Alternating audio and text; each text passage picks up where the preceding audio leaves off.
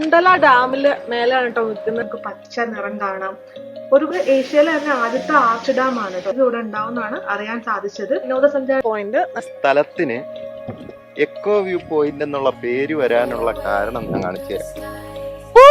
ഇവിടെയൊക്കെ ആനയുടെ ശല്യമുള്ള സ്ഥലമാണ്. റോഡിന്റെ ഇരുവശങ്ങളിലും ഫ്രണ്ട്സ്, നമ്മളിപ്പോ ഉള്ളത് മൂന്നാറിലെ കുണ്ടാല ഡാമിലാണ്.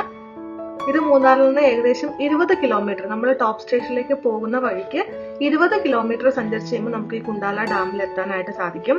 ഇത് സീ ലെവലിൽ നിന്നും ഏകദേശം 1700 മീറ്റർ ഉയരത്തിലാണ് കേട്ടോ സ്ഥിതി ചെയ്യുന്നത്. അപ്പൊ നമ്മൾ നല്ല ഹൈറ്റിലാണ് ഇപ്പൊ നിൽക്കുന്നത് സത്യം പറഞ്ഞിട്ടുണ്ടെങ്കിൽ.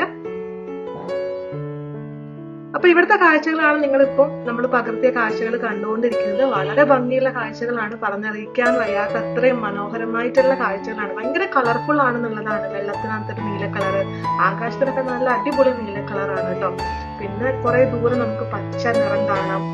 ഒരുപാട് പ്രകൃതി ഒരുക്കിയിട്ടുള്ള മനോഹാരിത തുളുമ്പി നിൽക്കുന്ന ഒരു സ്ഥലം തന്നെയാണെന്ന് പറയാതെ വയ്യ. പിന്നെ ഈ കുണ്ടാല ഡാമിന്റെ പ്രത്യേകത എന്ന് പറഞ്ഞാൽ സഞ്ചാരികളെ സംബന്ധിച്ചിടത്തോളം പറയുകയാണെങ്കിൽ ടോപ്പ് സ്റ്റേഷൻ, നമ്മൾ പോലും ഇപ്പൊ ടോപ്പ് സ്റ്റേഷനിലേക്ക് പോണ വഴിക്ക് കുണ്ടാല ഡാം കണ്ടതാണ്. അപ്പോൾ ഏറ്റവും എളുപ്പത്തിൽ തന്നെ ആളുകൾക്ക് എത്തിപ്പെടാൻ പറ്റുന്ന ഒരു ഡാം ആണെന്നുള്ളതാണ് കുണ്ടാല ഡാമിന്റെ സവിശേഷത. ഇപ്പൊ ടോപ്പ് സ്റ്റേഷൻ ലക്ഷ്യമാക്കിയൊക്കെ പോകുന്നവർക്ക് ആ പോണ വഴിക്ക് തന്നെയാണ്. അപ്പോൾ നമുക്ക് എക്സ്ട്രാ ഇതിന് വേണ്ടിയിട്ട് വേറെ കുറെ ദൂരം സഞ്ചരിക്കേണ്ട ആവശ്യമില്ല. ഇവിടെ കയറി പിന്നെ നമുക്ക് ടോപ്പ് സ്റ്റേഷനിലേക്ക് വീണ്ടും യാത്ര തുടരാവുന്ന കാര്യങ്ങളേ ഉള്ളൂ. നമ്മളിപ്പോ കുണ്ടല ഡാമില് മേലാണ് കേട്ടോ നിൽക്കുന്നത്. അപ്പൊ ഈ കുണ്ടാല ഡാമിനെ പറ്റി അറിയാത്തവർക്ക് വേണ്ടിയിട്ട് പറയാനുള്ളത്, ഇത് ഏഷ്യയിലെ തന്നെ ആദ്യത്തെ ആർച്ച് ഡാം ആണ്. നമുക്കിപ്പോ ഒരുപാട് ആർച്ച് ഡാമുകളുണ്ട്, പക്ഷെ ഏഷ്യയിലെ ആദ്യത്തെ ആർച്ച് ഡാം ആണ് കുണ്ടാല ഡാം എന്ന് പറയുന്നത്. ഇത് 1945 തിരുവിതാംകൂർ റാണി ശ്രീലക്ഷ്മി പാർവതി തമ്പുരാട്ടി തറക്കല്ലിട്ടിട്ടുള്ള ഒരു ഡാമാണ്. അപ്പൊ അതുകൊണ്ട് തന്നെ ഈ ഡാമിന്, കുണ്ടാല ഡാമിന് വേറൊരു പേരായിട്ട് അറിയപ്പെടുന്നതാണ് സേതു പാർവതിപുരം ഡാം എന്ന് അറിയപ്പെടുന്നുണ്ട് കേട്ടോ. അപ്പൊ ഈ ഒരു ഡാം നിങ്ങൾക്ക് കാഴ്ചകൾ കാണാം, നിറഞ്ഞ് കവിഞ്ഞു നിൽക്കുന്ന ഡാമാണ്. അപ്പൊ ഈ ഡാമിൽ നിന്ന് തുറന്നു വിടുന്ന വെള്ളം ആക്ച്വലി എത്തിപ്പെടുന്നത് 3 കിലോമീറ്ററോളം താഴ്ഭാഗത്തുള്ള മാട്ടുപ്പെട്ടി ഡാമിലാണ് ഇവിടുന്ന് തുറന്നു വിടുന്ന വെള്ളം എത്തിച്ചേരുന്നത്. അപ്പൊ ഈ കൊറോണ ഒന്നും ഇല്ലായിരുന്നെങ്കിൽ ഈ ഡാം ആസ്വദിക്കാൻ വരുന്ന സഞ്ചാരികൾക്ക് ഇതിന്റെ കൂടെ അഡീഷണൽ ആയിട്ട് ഉള്ള ആസ്വാദനത്തിന് വേണ്ടിയുള്ള കാര്യങ്ങൾ എന്ന് പറഞ്ഞിട്ടുണ്ടെങ്കിൽ ഇവിടെ കുതിര സവാരി ഉണ്ടായിരുന്നു ആണ് പറയുന്നത്. നമുക്ക് ബോർഡുകൾ കാണാൻ പറ്റുന്നുണ്ട് കോണ്ടാക്ട് ചെയ്യാനൊക്കെ പറഞ്ഞിട്ട്. അപ്പോൾ കുതിരനെ കൊണ്ട് നിൽക്കുന്ന ആളുകളൊക്കെ ഉണ്ടായിരുന്നിരിക്കണം. അപ്പൊ കുതിര സവാരി ഉണ്ട്, അതുപോലെ തന്നെ ബോട്ടിംഗ് ഉണ്ട്. ഇതൊക്കെയാണ് ഇവിടത്തേക്ക് സഞ്ചാരികൾക്ക് വേണ്ടിയിട്ടുള്ള മറ്റുള്ള ആകർഷണങ്ങൾ കേട്ടോ. ഈ ഡാമിന്റെ വിഷ്വൽസ് കാണാന്നുള്ളതല്ലാണ്ട് ഈ പറഞ്ഞ കാര്യങ്ങളൊക്കെയാണ് മറ്റുള്ള ആഡ് ഓൺ ഫീച്ചേഴ്സ് നമുക്ക് പറയാം. പിന്നെ റോഡിന്റെ ഇരുവശവും നമുക്ക് കാണാൻ പറ്റുന്ന നല്ല നിരയൊത്തു നിൽക്കുന്ന യൂക്കാലി മരങ്ങളാണ് കേട്ടോ. അപ്പൊ ഈ യൂക്കാലി മരങ്ങൾ കാണുമ്പോൾ തന്നെ നമുക്ക് ഭയങ്കര ഒരു ഭംഗി, നല്ല പൊക്കത്തിന് നല്ല ലെവലിൽ നിൽക്കുമ്പോൾ അത് കാണാൻ തന്നെ ഒരു പ്രത്യേക ഭംഗിയും ഒരു ചെറിയ മണവും ഒക്കെയാണ്.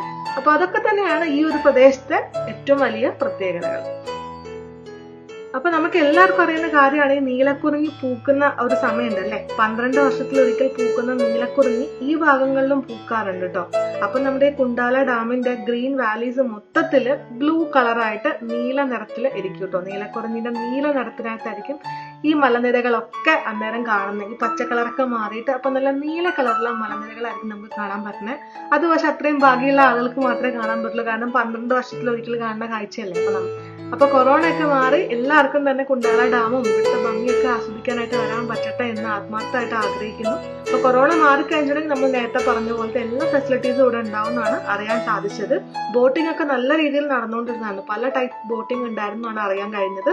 പെഡൽ ബോട്ടിങ്ങും അതുപോലെ തന്നെ ഷിക്കാറ ബോട്ടിങ്ങും റോ ബോട്ടിങ്ങും സ്പീഡ് ബോട്ടിങ്ങും തുടങ്ങി ഒരുപാട് കാര്യങ്ങൾ തന്നെ.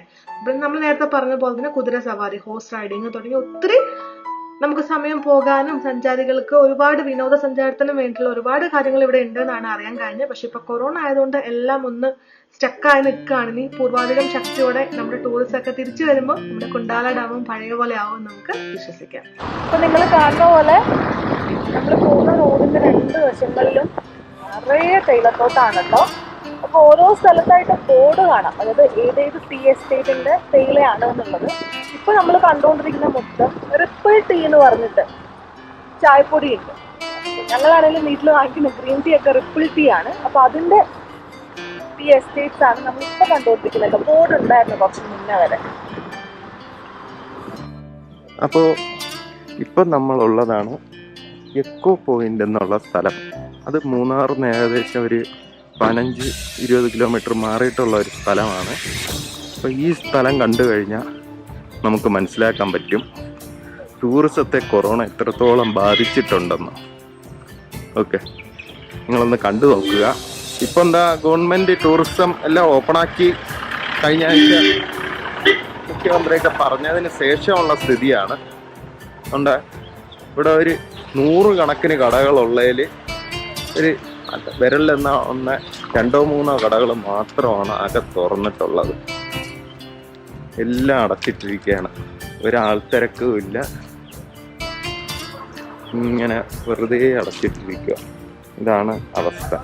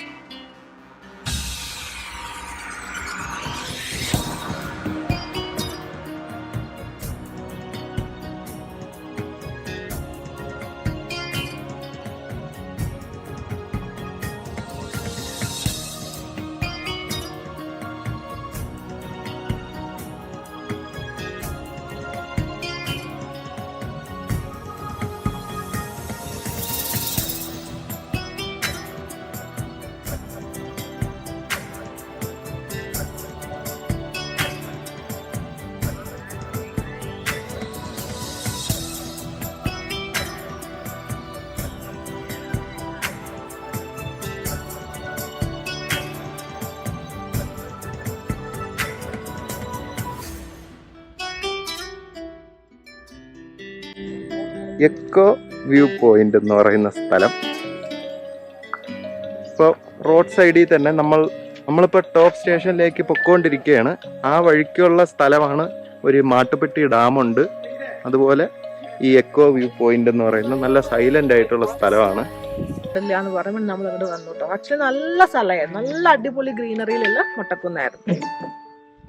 അപ്പൊ ഈ സ്ഥലത്തിന് എക്കോ വ്യൂ പോയിന്റ് എന്നുള്ള പേര് വരാനുള്ള കാരണം ഞാൻ കാണിച്ചു തരാം. കേട്ടായിരുന്നോ?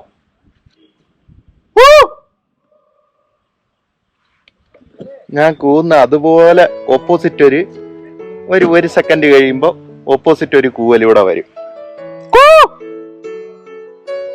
ഉണ്ടോ? ഇതാണ് എക്കോ വ്യൂ പോയിന്റ്. സെറ്റ് സ്ഥലമല്ലേ, നല്ല വ്യൂ. 10 രൂപ ടിക്കറ്റേ ഉള്ളൂ. റോഡ് സൈഡിലാണ്. ഇതാണ് എക്കോ വ്യൂ പോയിന്റ്. പഞ്ഞിക്കെട്ട് വെച്ചതുപോലെയുള്ള ആകാശം. ഇത് കളർ ചെയ്തതൊന്നും അല്ല കേട്ടോ, ഇത് നേച്ചറിലാണ്. നല്ല നീല ആകാശം, ഇടയ്ക്ക് വെള്ള, സൈഡിൽ പച്ചപ്പ്, താഴെ വെള്ളം. അടിപൊളി വ്യൂ. ഇവിടെ ഒത്തിരി പെഡൽ ബോട്ടുകളും പല ടൈപ്പ് ഓഫ് ബോട്ടും കുട്ട വഞ്ചിയും ഒക്കെ കിടപ്പുണ്ട്. അപ്പോൾ കോവിഡ് ആയതുകൊണ്ട് ഫുൾ ടൂറിസം പോയി കിടക്കുന്നതിൻ്റെ അവസ്ഥയാണ്. ഒരാൾ പോലും ഇല്ല, ഇങ്ങനെ ഒഴിഞ്ഞു കിടക്കുക എക്കോ വ്യൂ പോയിന്റ്. അപ്പൊ നമുക്ക് നേരെ എവിടെ പോവാന്ന ടോപ്പ് വ്യൂവിലേക്ക് പോവാം.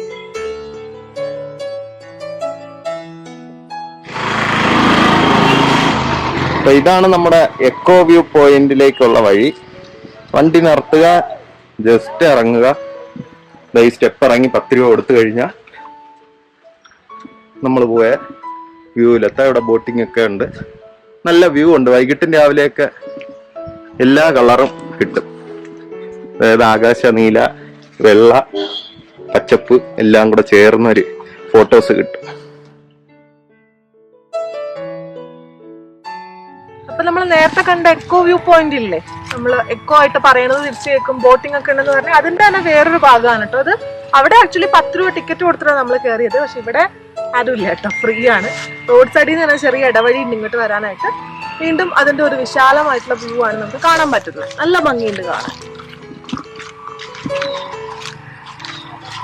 അതും പൈൻ മരങ്ങൾക്കിടയിലൂടെയാണ് ഇറങ്ങി വരുന്നതൊക്കെ. ആന ക്രോസ് ചെയ്യുന്ന സ്ഥലമൊന്ന് ബോർഡ് വെച്ചിട്ടുണ്ട് കേട്ടോ, എലിഫന്റ് ക്രോസിംഗ് സോൺ. ഇവിടെയൊക്കെ ആനയുടെ ശല്യമുള്ള സ്ഥലമെന്നാണ് പറഞ്ഞു കേൾക്കുന്നത്.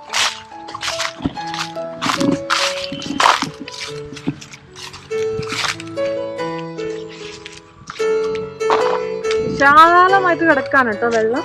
അവിടെ അറ്റത്തിരുന്നിട്ട് 2 ചേട്ടന്മാർ ചൂണ്ടിടുന്നുണ്ട്. അതല്ലാണ്ട് ഇവിടെ ആരും ഇല്ല കേട്ടോ. ഇവിടെ കൂടെ ഒന്ന് കൂവി നോക്കിയാ ബേബി.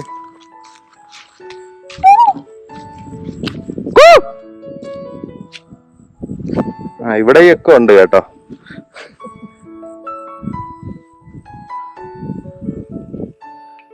തേനീച്ച കൂടിന്റെ തേനുണ്ടല്ലോ, ഇത് പൊട്ടി ചെറിയൊരു പീസ് ഇവിടെ കിടക്കുന്ന ഇപ്പൊ ഞങ്ങള് കണ്ടതാട്ടോ.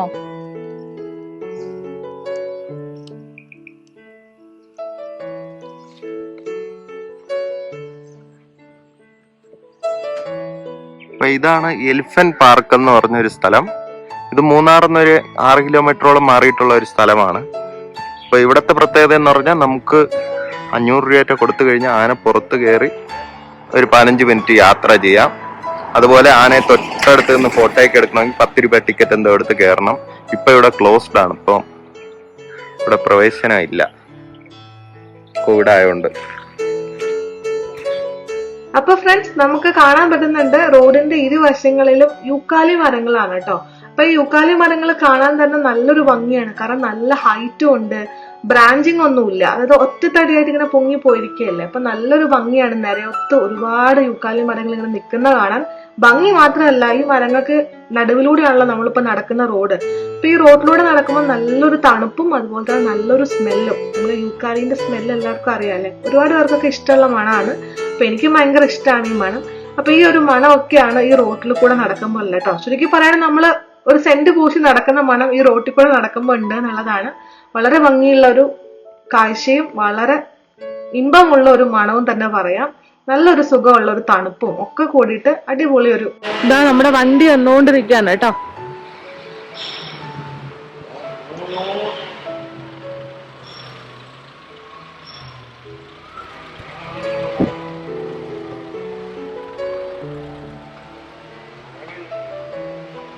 അപ്പൊ നമുക്കിനി മുന്നോട്ട് പോവാം. ഈ റോഡ് തന്നെയാണ് നമുക്ക് പോകേണ്ടത്. നമ്മുടെ ലെഫ്റ്റ് സൈഡിൽ ഒരു സ്കൂള് കാണാം കേട്ടോ. ഹൈ റേഞ്ച് സ്കൂൾ എന്നാണ് പേര്. അപ്പൊ നമ്മൾ പോവല്ലേ? പോവാ.